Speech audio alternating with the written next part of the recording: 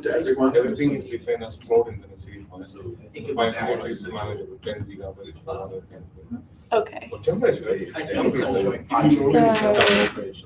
file size is. Okay, I think we got the email. You got the email. Okay. So I am So- doing a proper kind of thing. Right the Let's see when anybody joins. force it to be Okay. float. So I can save 10 GB for each year temperature function. I'm going to the extreme stage just to save some space, right? I don't know how far I can do this, but. Well, yeah. But, So you can see always like, this. Checking. Usually I can. Ice and the temperature is very 1.1110. That's the area we usually different. You can make a picture plot between the double file and float file.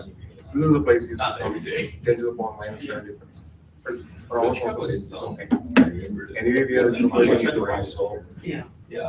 10 to the power minus 7 is. I'm just going into Anyway, Oh, like a BMW. I'm not seeing this. It's just. Okay, I'm seeing it. Took some time to. It's full screen on there. I'm sorry, but it's.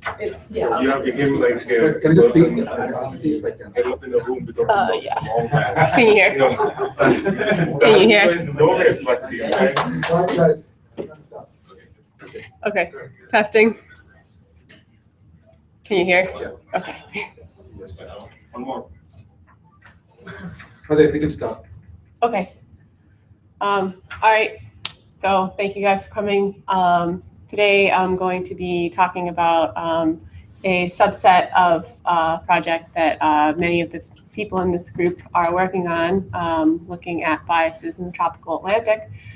So I'm going to be talking about the atmospheric side of this problem. Okay. So a lot of you may already be familiar with this, but just an introduction of what the biases are that I'm referring to. So what this plot is showing is biases in sea surface temperature, latest generation of the CMIP-5 models and also the CMIP-3 models. And so what we see here is a very warm bias in sea surface temperature in the tropical Atlantic, both in the eastern equatorial part and the southeastern tropical part. And these biases have been troubling coupled climate models for quite some time.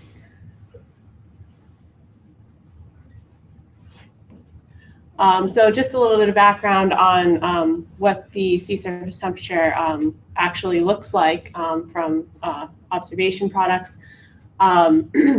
So this is SST in the May climatological average and the June climatological average from the Reynolds SST. And there's two things that I want to point out here. One, in the eastern equatorial Atlantic, between May and August, the sea surface temperature cools by about 5 degrees Celsius. And this is the Atlantic cold tongue here. And then the second region that we're interested in, so this is kind of the area of one of the main SST biases.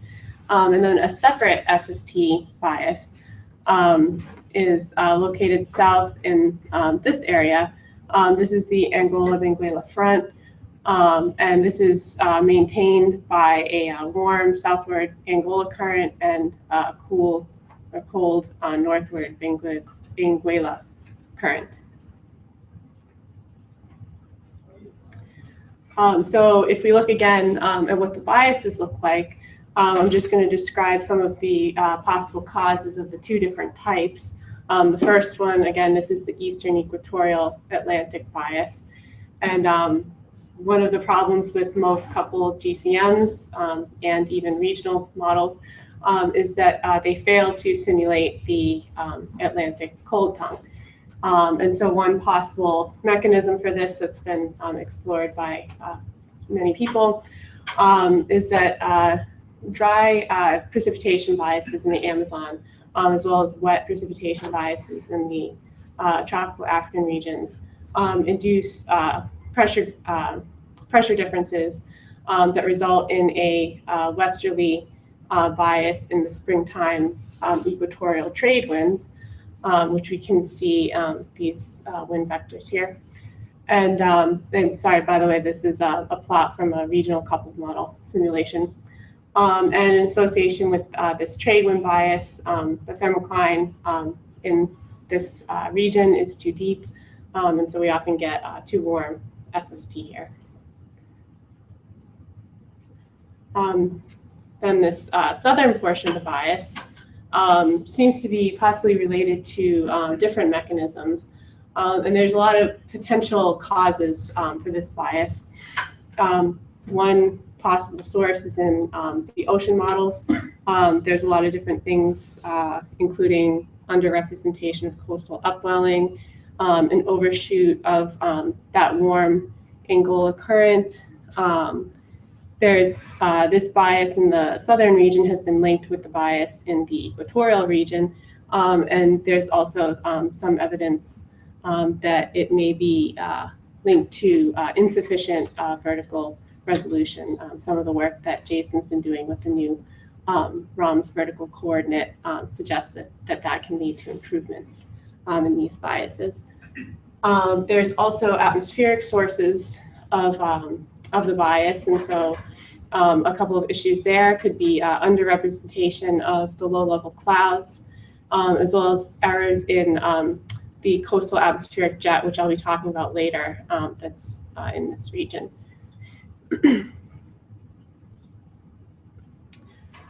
So why are we interested in this problem?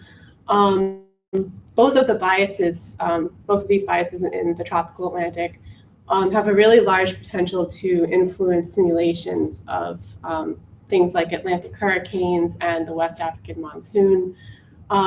We know that warmer conditions in the Gulf of Guinea here tends to reduce the West African monsoon intensity. And we also know that the cool phase of the Atlantic meridional mode, which is characterized by warm sea surface temperatures in the southern tropical Atlantic, as well as cool sea surface temperatures in the tropical cyclone main development region, that's associated with a reduction of Atlantic tropical cyclone activity. So it's possible that these biases could really influence simulations of both of those. The second thing, the AMM, it also has a North Tropical Atlantic. Yeah, Is it's that true. more important than? We don't know. That's one thing that I'm planning, actually, I'm looking at. I want to force the tropical channel model with the northern part and the southern Because part. much easier to explain the IPCC field in the North Tropical Atlantic, whereas the South, it has been atmospheric ridge. Mm-hmm. There's the paper by Vimont and Kosen seems to suggest that there is some remote influence from the southern part, so it may not be as strong as the northern portion, but it suggests that there is some possibility that biases in the southern tropical Atlantic could reduce the TC activity. But yeah, there's also the factor of the northern SST. Yeah, it'll be good to check that in the model. Mm-hmm.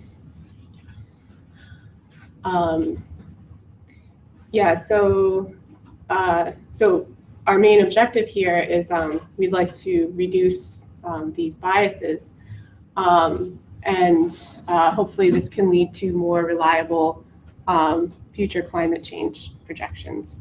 And what this figure is showing is this is a trend in sea surface temperature over the last century from Desser et al.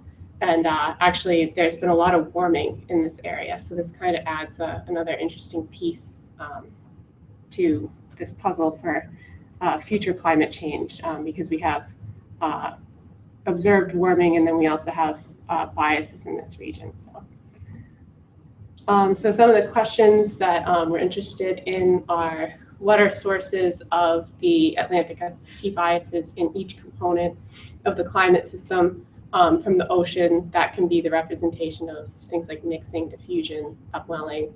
As I mentioned, the vertical coordinate system, model resolution. In the atmosphere, that can be associated with errors in the Benguela jet, which I'll talk about a little bit more later. And that's through its influences in the wind stress curl. as well as the trade winds, representation of cumulus, and model resolution. And we'd like to estimate what is the relative contribution from the atmosphere and the ocean to the Atlantic SST biases. So some of the simulations that we're planning as part of a large group, so Jason, Kelly, Pin, and Dow, we are planning to force ROMs with core 2 forcing as a control experiment, and then swap that out with the CCMP wind product, which we think is more reliable than the core 2, to see how these wind problems influence the bias, and then also swapping the winds out for output from WRF simulations. And then there's also some ROMS experiments planned where the vertical coordinate is changed between the new and the old, and also looking at the river discharge that Kelly has recently put into ROMS. So I'm going to start off looking at atmospheric biases in the southeastern part of the tropical Atlantic. So I'm mainly going to be focusing on the Benguela jet. So this figure is from Nicholson's paper, and she identified this low-level coastal jet that is oriented parallel to the Namibia coast, and it occurs very much in the area of very strong coastal upwelling along the coast here. And so this picture of the jet is looking at wind speeds from the NCEP reanalysis. And this is for October, which Nicholson found to be the strongest time for the Benguela jet.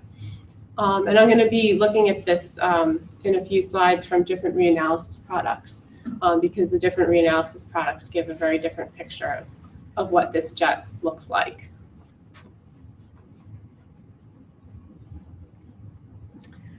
So this is the picture that we get of the Benguela jet from the cross-calibrated multi-platform, or CCMP, ocean surface wind vector analysis. And so this is the climatology, just to get an idea of how things look spatially. This is the surface meridional wind for January and for October. And so there's a couple things that we can see here. One is that there's 2 cores that seem to, the strength of the jet seems to change latitudinally throughout the year. So in January, the southern core is a lot stronger, whereas in October, the jet is overall strongest here, but it's this northern core that's a lot stronger than it is, say, in January. And so again, the reason why I'm focusing on this Benguela jet and biases in the Benguela jet is because the ocean can be very sensitive to the wind stress curl. And so even small errors in this jet could induce large errors in the wind stress curl. So this is looking at a Hoff-Mahler diagram of the seasonal evolution of the jet. And go back, this black box on the right is the averaging region. And I know that this could probably be a little bit better because the jet is tilted a little bit diagonally. But for a first look, that's my averaging region. So this is showing again, the strength of the meridional wind at 10 meters. And the x-axis is showing a year and a half, and this is the 2005 to 2011 climatology. So this last third of the graph is just a repeat of the first part, just so that you can clearly see how this goes at the end of the calendar year. So this very clearly shows a pronounced seasonal evolution of the latitude of the maximum strength of the jet. So in January through April, it's mostly, it's strongest in the southern core location. And then in May, it goes up to this northern location at about 15 degrees south. It's weakened a little bit throughout July and August, and then again in October, it's very strong in the north and also pretty strong in the southern core. And then by November and December, it's confined to the southern part. So one of the questions that I am interested in looking at is why is this why this seasonal evolution of the jet, and also why do these two cores exist?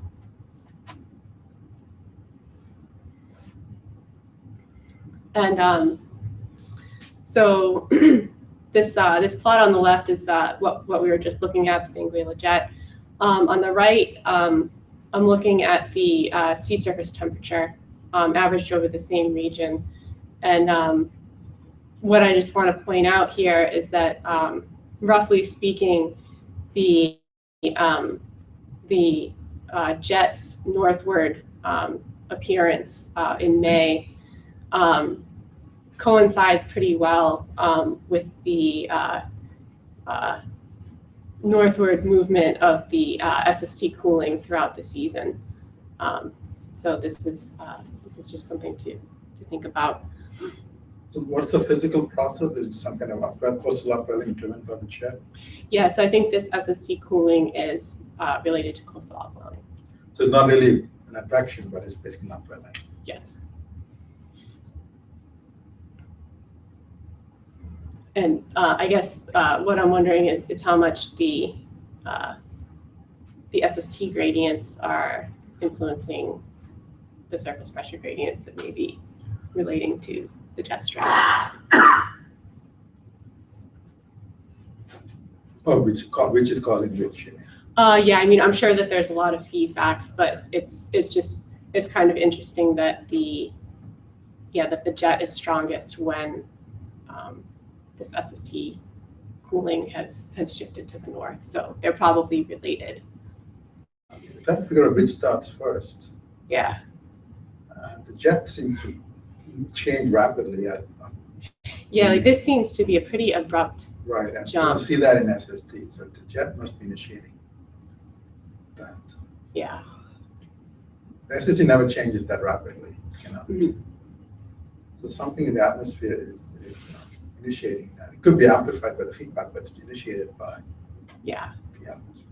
And these jets, they tend to happen in sort of jet events. So it may, if we start looking on the sub-monthly time scale, we may actually see a jet event and then a northward shift of the cooler SST increase in upwelling. So that's pretty abrupt. Within half a month, I guess it sets up new location.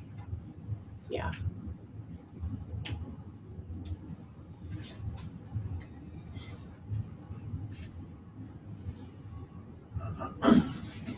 Okay, so What about land temperatures? Just a quick question. actually, I haven't looked at that yet. So then you That- show this rapid change. They can That's easily true. do that. So So it could actually be this something like solar heating of land changes quickly and setting up the jet. yeah, The SST is going to respond slowly, yeah. but you could plot the land right at the coast and see. Okay. Most likely, you'll just see the atmospheric signal, but Yeah, they could be connected. yeah. I'll take a look.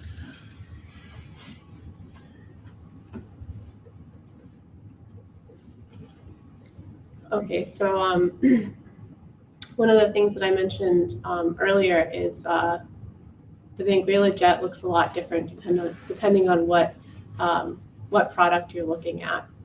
So this is again, this is all for October. This is a CCMP, which we consider to be as reliable as possible. So if you look at the NCEP and the NCEP2 and the Core 2, we can see really clearly that the jet is stronger in all three of these, and actually the two cores are not represented by these three products. For the NCEP CFSR, which is finer resolution, these three are, I think, 2.5 degree, and this one is something maybe like 1/3 of a degree at the surface. And so, yeah, in this case, we do have those two pores.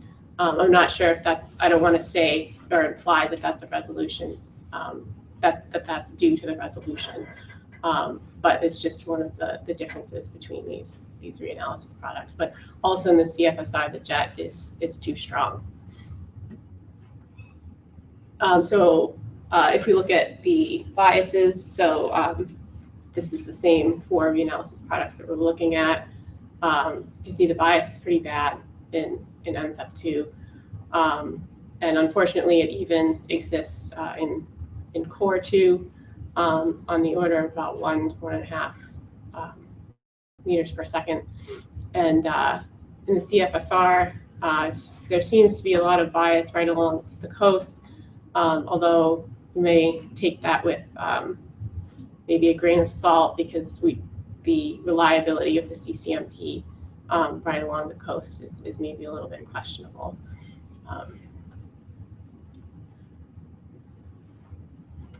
Another interesting thing about this Benguela jet bias in all of the reanalysis products is that, and I don't know if I'm not, I guess, implying this is related, but something kind of interesting is that, so this here is a plot at the top of the sea surface temperature bias from Zal's paper. And actually this southeastern Atlantic SST bias comes up even in some of the ocean reanalysis products, HICOM and SODA. It's not in the NCEP CFSR because SST is strongly nudged to Reynolds. But it's just kind of interesting that these biases seem to persist throughout even reanalysis products. And I guess another thing I want to point out is the Benguela jet bias is located in a pretty similar region to this sea surface temperature bias. I've been looking at the jet and its biases in WRF, and I'm using two different domains. One is basin domain, and the other is a regional domain. And the idea we have between having two different domains here is that basically this basin domain allows any biases in the Amazon to influence the simulation in our region of interest. So this can allow us to understand what some of the remote impacts of the bias are. And this one, we're just looking at the local impacts of the bias. Okay, so this is just a list of the simulations. This one's actually not done yet, but these ones are, this set is done, this one is underway. So for these two different domains, I ran several of these at 81 kilometer resolution with a couple of different sets of parameterizations changing the cumulus, microphysics, and radiation. And then for the 27 kilometer and 9 kilometer, I've run that just on the regional domain. And the 9 kilometer just has the first year out so far. For that simulation, the cumulus parameterization is shut off, and I'll show some of the figures I tested this with cumulus both on and off. So I'll show those in a little bit. So here we're looking at the biases in the Benguela jet in WRF.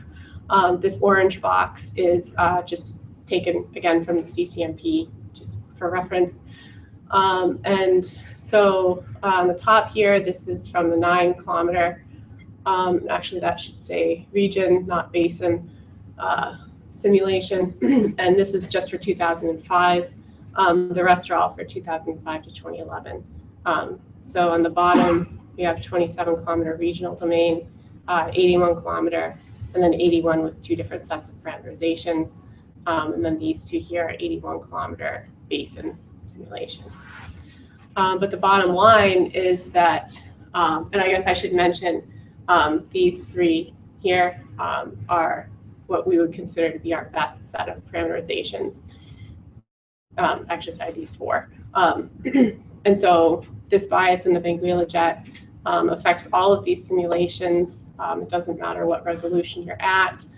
And actually the biases look really similar to what we see in the reanalysis products. So I guess right now, I want to hold off too much on making a statement about what the 9 kilometer bias looks like, because this isn't a totally fair comparison since it's only 1 year so far.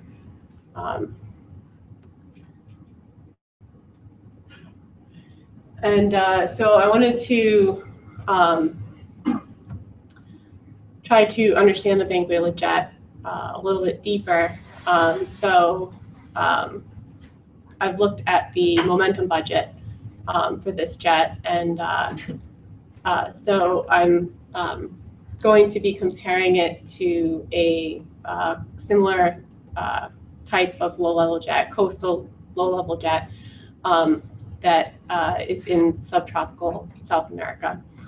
And so that's some work done by Munot and Garreau. And so they looked at the momentum budget for that jet. And so the equations that we'll be looking at here for the meridional momentum budget, we have the local time change, V wind. These three terms are advection. There's the pressure gradient term, Coriolis, and then mixing and diffusion. And then similar for the zonal momentum budget. Okay, so all these figures are from the Munot and Garreau paper, looking at the South American jet. And so this is the location of the jet. I guess some things to mention is that the coastline here is pretty similar. It's very much oriented north-south, and there's some pretty steep coastal topography here. And this is just showing an example of what the jet looks like. So there's a maximum wind speed here. So in that way, it's pretty similar to the Benguela jet. And so this is the topography. So I just am pointing out that, so the South American jet is located around here, right up against this very steep topography. In the case of the Benguela jet, there's also some steep, although not as steep, coastal topography. So that jet is located around here.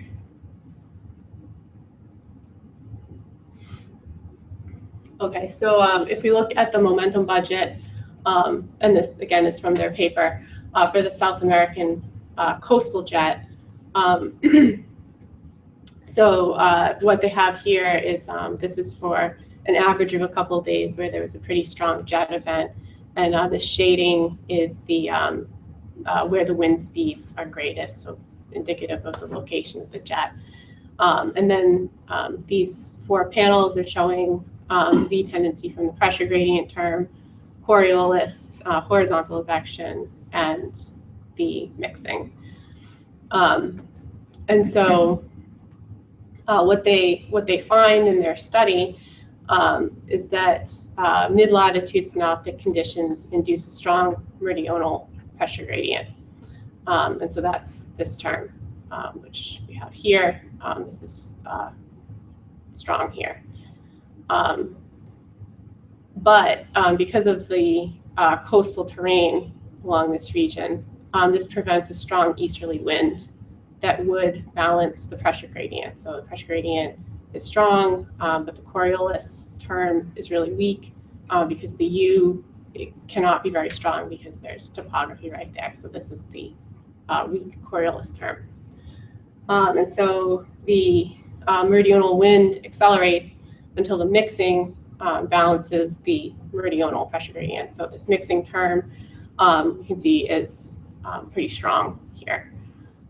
They didn't mention the advection, but it's kind of obvious the advection term is positive north of this jet and negative south of it. So what they say is that the suppression of the low-level easterlies in association with this coastal topography is a key factor to explain the jet maintenance. So now, if we compare this with the Benguela jet, so this is, again, the momentum budget. This is at 975 millibars. Theirs was also very, very close to the surface. These contours are the strongest wind speeds, just to keep things kind of clean. Then we have pressure gradient, Coriolis, horizontal advection, and mixing term. So what we see in the areas of the maximum strength of the jet is a strong pressure gradient term, similar to what they find for the South American jet, although ours has 2 cores, theirs has 1. The Coriolis term is not very strong, although maybe a little bit stronger than the case here. I'm looking right along where the jet is strongest. And like what they find for the South American jet, the mixing term is really strong in the locations of the jet cores. So it seems like we can draw a lot of parallels between the South American jet and the Benguela jet. So maybe we can use that to learn more about this jet. The other kind of neat thing is that the advection term has this positive, negative, and that's different than theirs because we have 2 cores and they have the 1. Okay, and then if we look at the U momentum terms for the South American jet, they have very largely a balance between pressure gradient and Coriolis, and we have that also with the Benguela jet. So in that case, if we go back to our equations, so that's for the zonal momentum budget. So basically, what it is a balance between the pressure gradient and the Coriolis here. So the V wind is close to geostrophic. What's the relative magnitude of the V and the U winds? I think along the coast, the U wind is not very strong, maybe a few meters per second. And then if it's balancing the pressure gradient, so pressure gradient is also much weaker in that direction. Is that right? Let's see. Okay, yeah, so in this region, yeah, the U wind is a lot weaker than the V wind. So what's your question? So the pressure gradient is, since the Coriolis force is balanced with pressure gradient in the X direction is much weaker. Right? It has to be. It should be.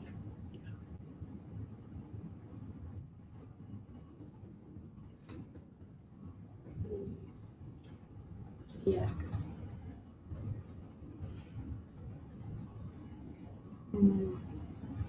Actually, it looks kind of large. Wait, let me make sure. Meridional pressure gradient. And look at the numbers. Are you looking at, sorry, did you want the meridional or the Yeah, zonal? meridional. Meridional. So that is this one. dPdy is large.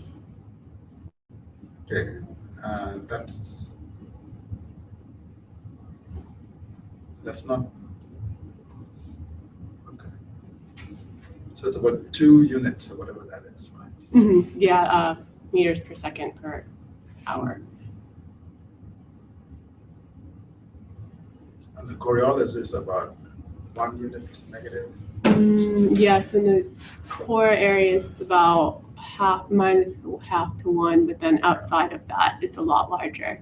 The U wind is a lot larger away from the jet core. Can we look at the next picture? U wind. This is tendency though. Yeah, these are the tendencies. Yeah. These are the terms from the momentum equation. So, those are these terms. Okay, the next one, what's the corresponding picture for the next one here? That, yeah. Where it's. So the Coriolis term actually is stronger here Yes. than the previous case. Yes. So that would mean that the That seems strange because the win, U win is smaller, F is the same. The U win must be larger. I think what this means is the dp Yeah, dx is you large. it's in opposite times comes in each equation. So for the U case, it's safe to V, so V is higher. Yeah, So so the V it's is higher, the okay. V Yeah, goes so with That's- the Okay, that makes sense. Yeah. Yeah, okay, that makes yeah, sense. so V U actually goes is with that dp U, dy, U V is that goes V. Okay. dp got it.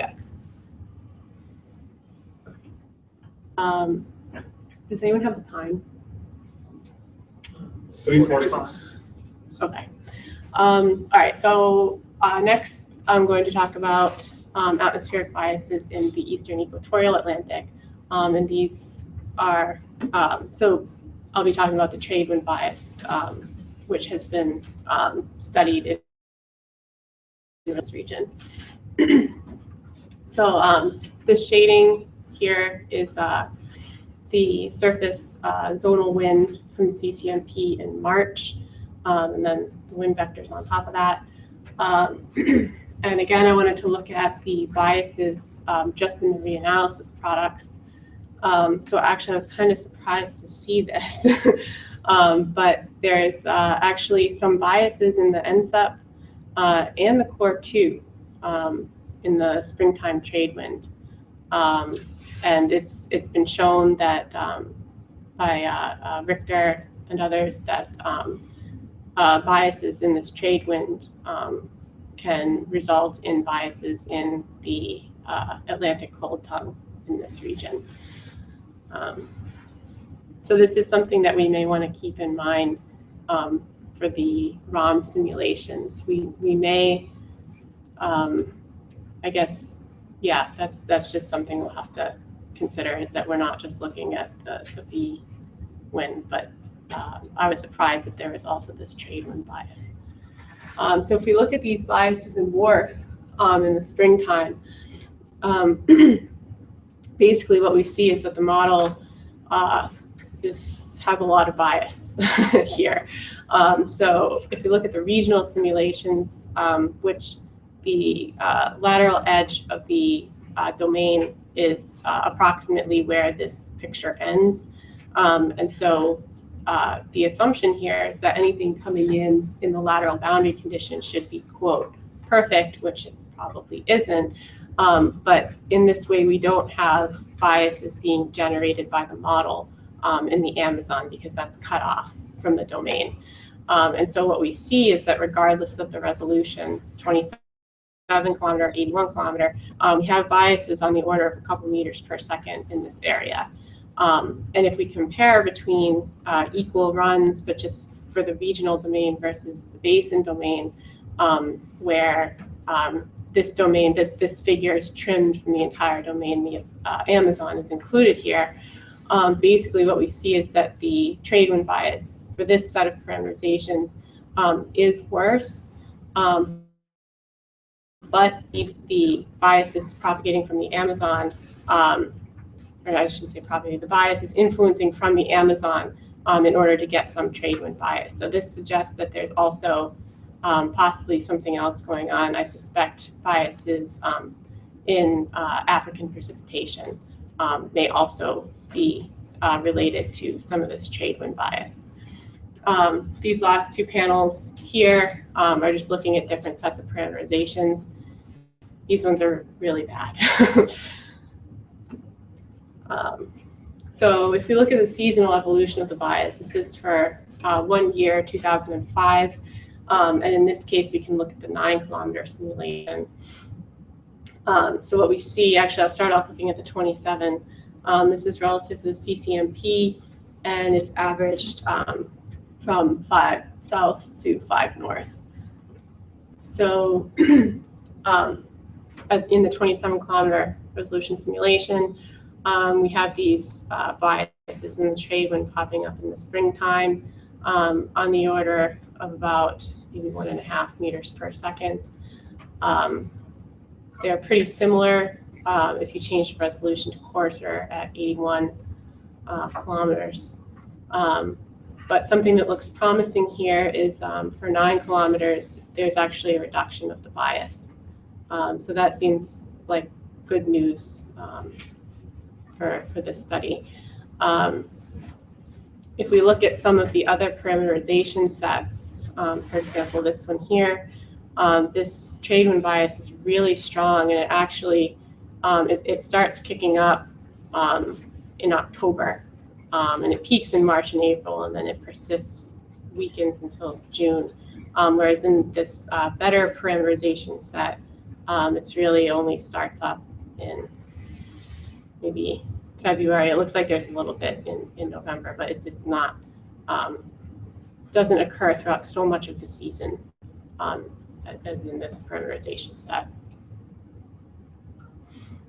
So this is telling us that even the atmospheric model parameterizations can potentially be a large source of atmospheric bias, which can then cause biases in the sea surface temperature. Okay, so I'm going to quickly go through some of the precipitation. So this is from a, let's see, this is 2 weeks of precip because one of these simulations we have a kind of brief period for. So this is the TRMM, and then the rest are WRF simulations at 3 kilometers with no cumulus, 9 kilometer, no cumulus, 9 kilometer with cumulus parameterization, 27 kilometer with, and 81 with. So what we see is that the coarse resolution simulations have way too much precipitation, even though this is considered to be one of our better sets of parameterizations. If you reduce, or if you make the resolution finer from 27 to 9 kilometer, there is some reduction of the precipitation, but it looks like a lot of that, if you can kind of get a lot closer to the observations if you go to 9 kilometers and shut off the cumulus parameterization. In that case, this one looks quite a bit more like the 3 kilometer than the 9 kilometer with the cumulus. So this suggests that this is more related to having shut off the cumulus parameterization than just the fact that it's finer resolution. What parameterization is this connection? Is it ZM? Yes. Or the Raman-Falvin? Yeah. Not Kane-Fritsch? No, the Kane-Fritsch is even way worse than this. Way Usually tends to overestimate precip. Mm-hmm. Yeah. So for all these cases, you're using Raman-Falvin. Well, yeah, all of our best cases, but I have some 81 kilometers at with the Kane-Fritsch, which actually I can show. So that's what Kane-Fritsch looks like. okay. It broke the color bar. So, but for the latitudes, we've been tending to use Kane-Fritsch, right? Mm-hmm. So it's something tropical that it, No, I think it's that I tested the ZM with this project. So all of those tests that I had done previously, that wasn't included in the testing. oh, okay, never did. Yeah, so I don't know how that looks in the mid latitudes. But ZM is usually tuned to get good climate, and Kane-Fritsch is probably tuned to get good weather forecasts. Hmm. Slightly different. Okay. ZM's the standard in CESM. Right. Yeah. So it's been highly tuned to get the right mean. Okay. Yeah, that was kind of when we started this project, we wanted to look at a lot of the CAM. But one of the things is the CAM tends to drizzle rather than rain. So Uh-huh. if you look at the time series, you may know. that, Yeah. You know, if you're not doing a weather forecast, you don't care about it. But the forecast, you want the right amount of rain. Right. Solid. So this might be the right amount of rain, but maybe for the wrong reason. Yeah, Happened but was for the looking at wrong- the time series, the daily or 6-hourly time series. Yeah. Rain. Okay. Yeah. It used to be, they're trying to fix it by putting extra triggers, but the old Shamor fund, it would just keep drizzling, get the right amount. Okay. So, but it's okay.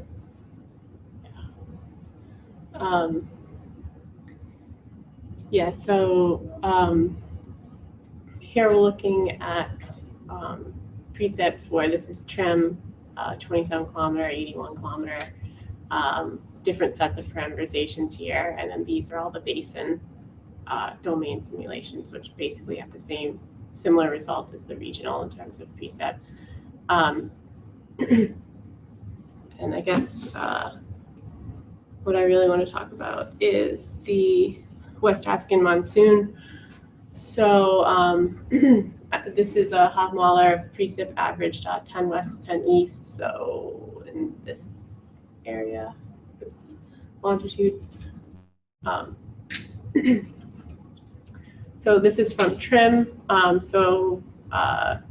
One of the things that we want to see is the monsoon jump happening around July, August. So if we look at this for 9 kilometer versus 27 versus 81 kilometer resolution, we can see that the 9 kilometer seems to be doing a lot better in terms of the magnitude of precip during the peak of the monsoon. This is for a different set of parameterizations. It's just really bad. But I'll skip ahead to the bias plots. And so this, I think, a little bit more clearly shows, so this is again just the trim for reference, and then the trim is the contours and the bias is the shading.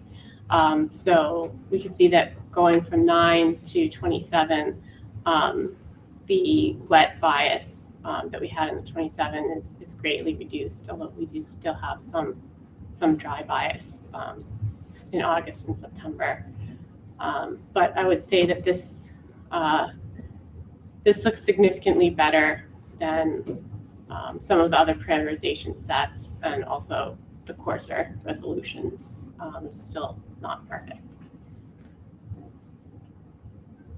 Okay, so the last thing that I want to talk about for just a few minutes is telling people how to use PNet CDF and WRF. I know a lot of people are running WRF here, and so I just want to maybe show people sorts of cases where it may be beneficial for your simulations. So I think since this is being recorded, you can check this if you're interested in using this. I set this up I've tested this on Stampede. One of the first things you need to do, obviously, is load PNet CDF and set your environment. You configure WRF the same way, but when you configure it, you want to make sure that PNet CDF is found. So I've highlighted some of the things in the configure.WRF file that you should be looking for. And so an important part of doing it, at least the way that I'll be describing, I think maybe Raffaele has set this up with CICM, that maybe you're using hints, but this is a little bit different. So I guess people can use maybe whichever way they like. One of the things that I would highly suggest that people do is when you set this up, you want to make different directories for where your WRF files are going, your history files, and your restart files, because you want to be making use of the Lustre file striping just for the large files. You don't want to be using that for your entire run directory where you have lots of RSL files and stuff like that. So I'll explain what this means in a little bit. Then in your name list, there's a couple things that you'll need to change. So I have found that this works fine for the history files, the restart files. You can use it to read your initial condition, but it'll really only give you maybe a couple minutes of saved time. I would recommend leaving the IO for the lateral boundaries as 2, because it's really not reading a lot of data. This is what you need to change in order to get PNetCDF to work, because it doesn't like the colons. So this all goes into the nameless.input under time control.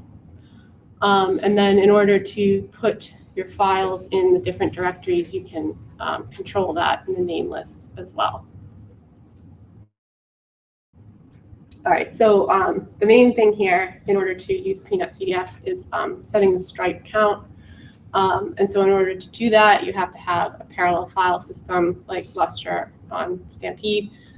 This is some resources that if people are interested can read more about that. So basically what you need to do is set the stripe count using this command here.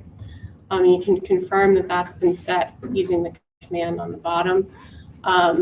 I've done some tests. I found my tests at 32 worked well, but you may find something different works well. Just don't go over 160 or you'll crash the file system. You crash it for everybody? Yeah, you'll get locked out of your account if you do that. I won't say how I found that out. That's security.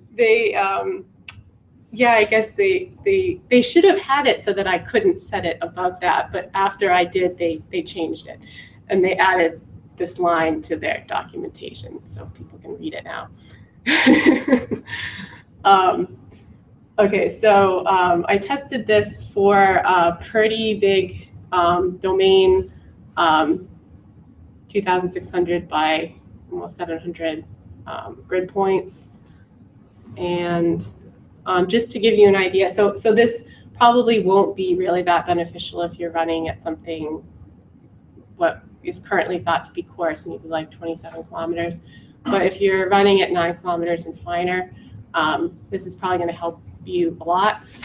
So basically, this is just showing this is the write time for a 4 gig file, and this is the amount for using PNetCDF for different numbers of processors that I tested.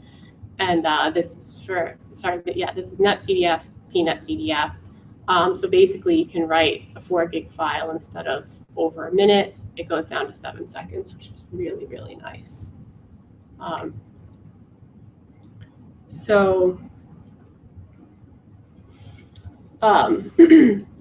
In terms of the overall wall clock time, for this simulation at least, I recommend that if you do this, you might want to just do a couple of really short tests to find out what's the best configuration, processors and stuff. But I found that I could reduce the overall wall clock time of the simulation from 48 hours to 26 hours, so almost half. So if you guys are running WRF at really high resolution, this will probably be useful. So if you have any questions about it, feel free to ask. And yeah, that's it. I have a question. Yeah. What is exactly just the striping mean? I'm unfamiliar with that. Yeah, so I'm not that familiar with it either. I think what it means is something about, maybe Rafael can tell us. you might want, maybe Go you'll ahead. laugh at my explanation of this. I think that it's something to do with the target nodes that are writing out. So the default is 2, but is that right? Yeah, Yeah. basically the way parallel file systems, specifically Lustre, work is that they have specific I/O servers, and so you assign the load of reading or writing to these servers, and so when you stripe, you basically divide the amount of information that is going to be handled by each of those servers. Oh, Okay. Basically, that's how it works. Okay. So it actually Lustre uses a round robin algorithm. So it goes one chunk to this, one chunk to this, one chunk to this, and then it goes over and over. That's why after one limit, you don't see an advantage anymore, because you reach saturation of those I/O servers. So basically, how it's is chunk? I mean, normal striping, RAID 0, basically every other. well, but it's a different type So of it's striping. not that type of striping. No. Striping in this case means when you write, say you have to write 1 megabyte of data to a file. So this megabyte, which is not a megabyte, it's much larger. But say you divide it in chunk of 128 bytes, 256 bytes, or kilobytes. Then you give this, and you have, for instance, him is one of the I/O servers. Say, hey, you take care of writing the first 128. You take care of writing the next 128. If the work is distributed by with different servers, then you can write faster. Yeah. That's the idea. And so when you So- read it, there's some index somewhere which says where to get. Right, and when you read, it's the same, because each server actually is responsible only for a little chunk, and it's faster to retrieve than just going serially over it. So then you pre-declare the size of the file you're gonna write? No. So you have to be careful. If you have a large file,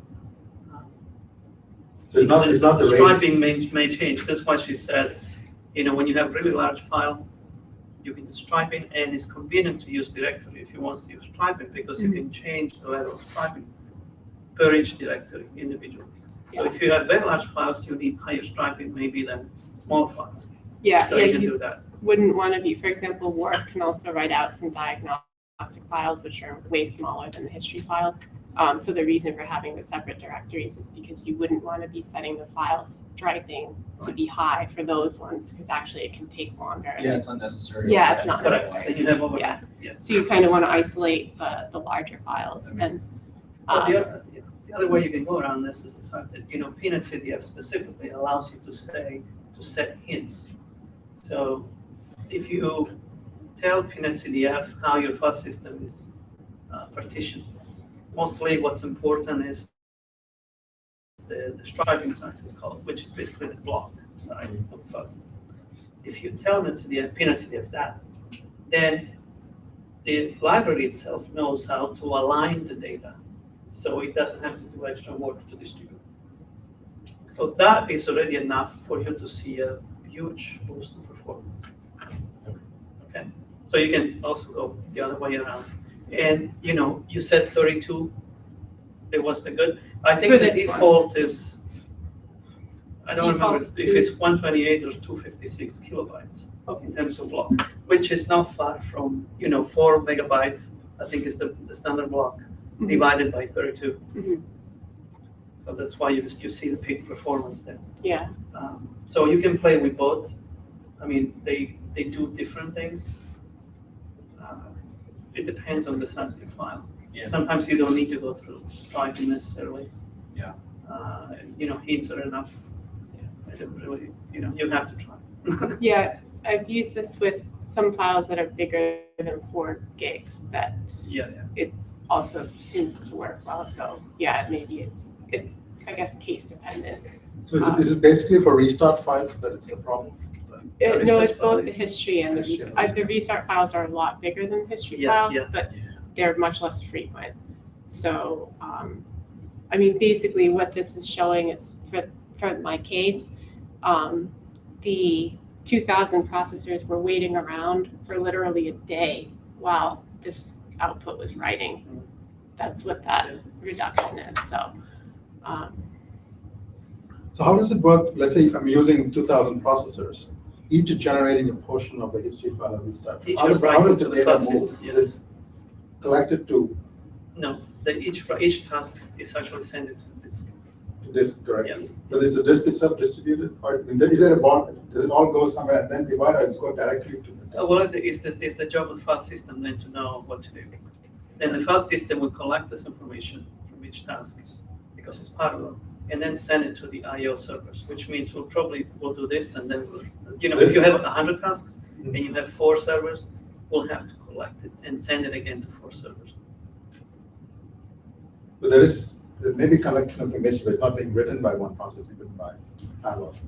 Yeah. That's There's what I'm saying. probably some master node that's in charge of keeping track of where the data came in and then where it needs to be. That's my question. Is there a single master node or? No, when you have a parallel file system, you have I/O nodes, but there's no master. Okay, because that is the bottleneck. If you have one Right. master node, it has to.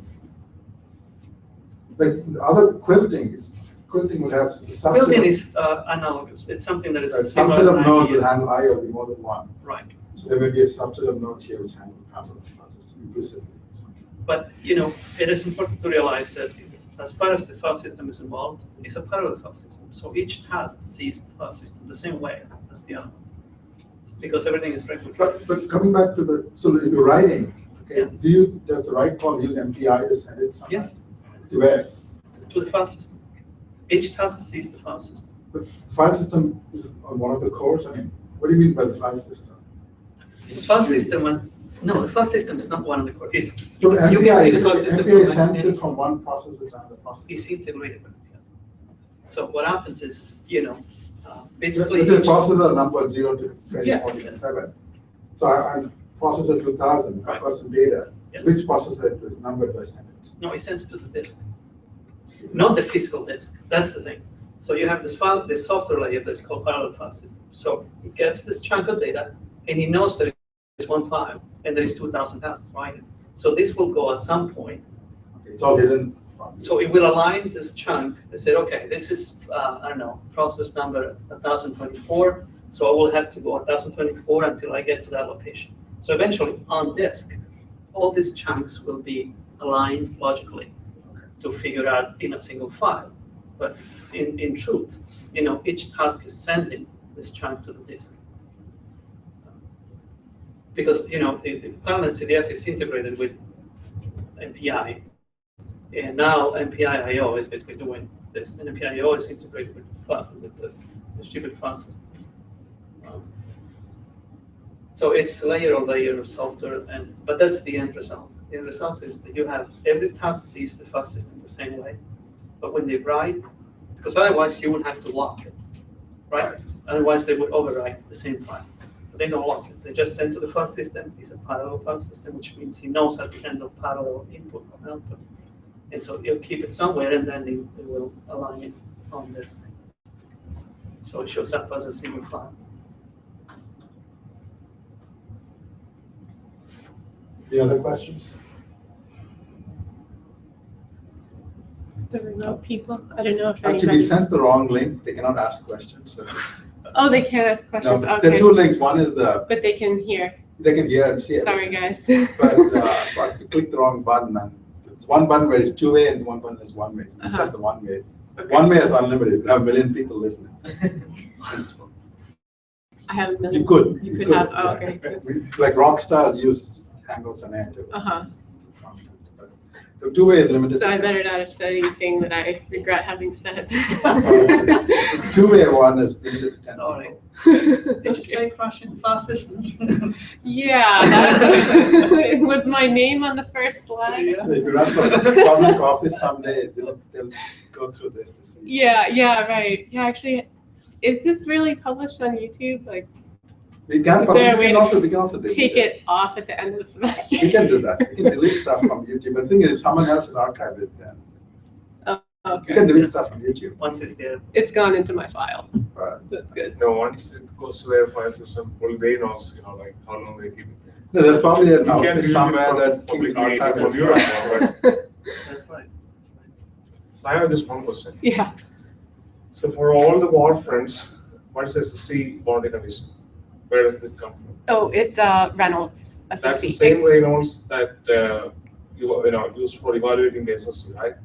All the That's SST right. difference model. With the exception of, so it's the quarter degree Reynolds that you guys have been using to make the SST bias plots, with the exception of the 9 kilometer uses the MUR SST, which is multi, I forget exactly what it stands for, but very high resolution. It's, So the point is, how the perfect boundary condition for SST? yes, Almost. almost, yes, And that's right. boundary, natural boundary, The lateral boundary conditions are say it's not. NSEP 2, because we NSEP have 2. 2011, which has no 2011. CLSR. Yeah. Yeah.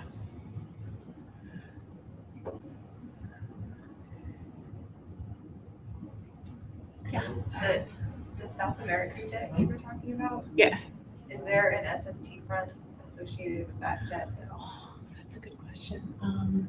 I don't know if there's an SST front, but I know that that's where SSTs are very cool. I'll have to take a look. Yeah, I'm kind of early in my comparison between the I two. don't think there is an SST front.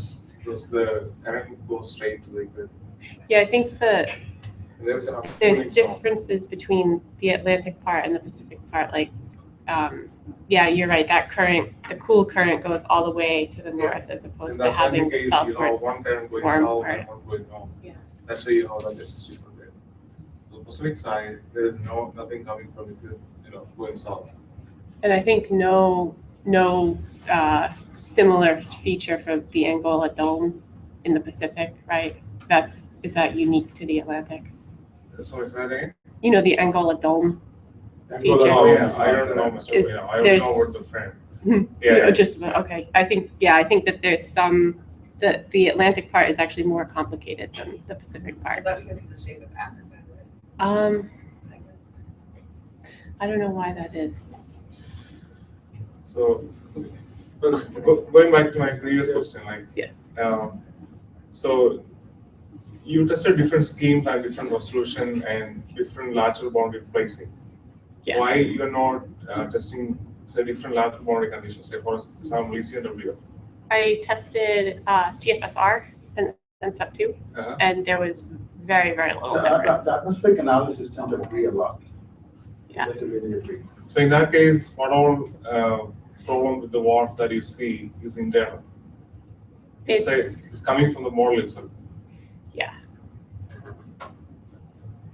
The atmospheric analysis is not like ocean analysis. Ocean analysis differ much more than atmospheric analysis. It's possible that with ECMWF there may be a little bit of difference, but I don't think so. Yeah, probably not. There's a lot more data constraining now.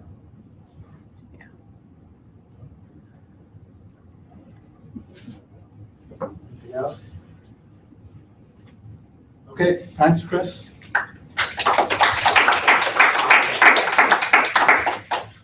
Who's talking next week? I'm not going to be around. I have to leave at 8 o'clock. But you guys can. I'm going to create a webpage instruction on how to. Oh yeah, that would be great. That would be It's great. a little. Bing might be there, right? Thing is coming back week after. So it's a two-level performance. If you want to setting up a project there, Yeah. I put up the